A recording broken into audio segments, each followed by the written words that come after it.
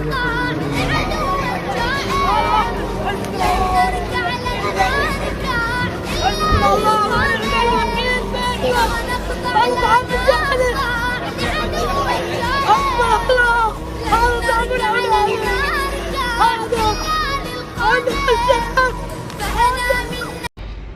আলাইকুম রহমতুল্লাহি ওবরকাতুহু।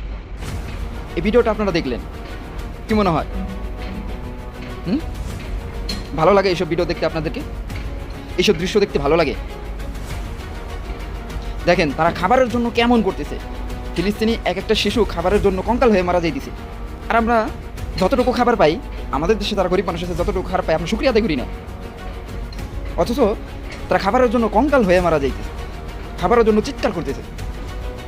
আর আমরা যারা খাবার অপচয় করি, খাবার অপচয় করার সময় আমরা অবশ্যই ফিলিস্তিনিদেরকে মনে করব যে এই খাবারের জন্য তারা মারা যাইতেছে।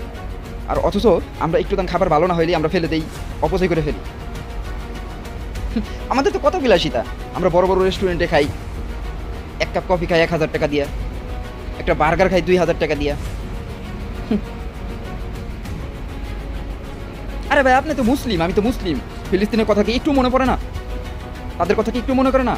যে হাদিসে তো এরকম আসছিল, একটা মুসলমান পৃথিবীর এই প্রান্তে যদি থাকে, আরেক প্রান্তে আরেকটা মুসলমান যদি ব্যথিত হয়, কষ্টে থাকে, তাহলে অবশ্যই সেই মুসলমানটাও অবশ্যই কষ্ট পাওয়া উচিত, ব্যথিত হওয়া উচিত, তাদেরকে সাহায্য করা উচিত।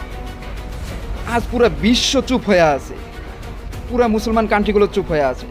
পুরো এই মুসলিম বিশ্ব যদি এক হয়ে যায়, তাহলে কোনো কাফের মুশরিকের ক্ষমতা আছে আমাদেরকে নির্যাতন করার, এই ফিলিস্তিনিদেরকে নির্যাতন করার? আজ পুরো আরব গোষ্ঠীরা মুখে তালা মাইরে বসে আছে, নষ্টামিতে ব্যস্ত আছে।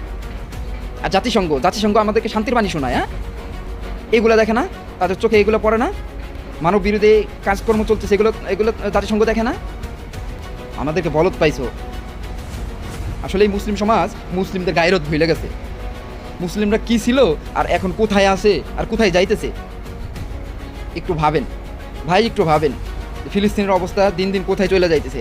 আমাদের বাইতুল মাকদিস, যেটা আমাদের প্রথম কেবলা, যেখানে আমাদের অনেক নবীদের স্মৃতি আছে, অনেক সাহাবীদের স্মৃতি আছে, সেটাকে দখল হয়ে যাইতেছে ভাই। আমাদের কি ঘুম ভাঙবে না? কবে ভাঙবে আমাদের ঘুম? আর এইসব ফিলিস্তিনিদের যে আঘাত হানতেছে, এইসব ভিডিওগুলো মিডিয়ায় তেমন দেখায় না। আমি অনুরোধ করব, যত মিডিয়াগুলো আছে সবাই এই ভিডিওগুলো শেয়ার করেন, এই ভিডিওগুলো তুলে ধরেন, ফিলিস্তিনকে তুলে ধরেন যে তারা কী নির্যাতনের শিকার হচ্ছে দিন দিন।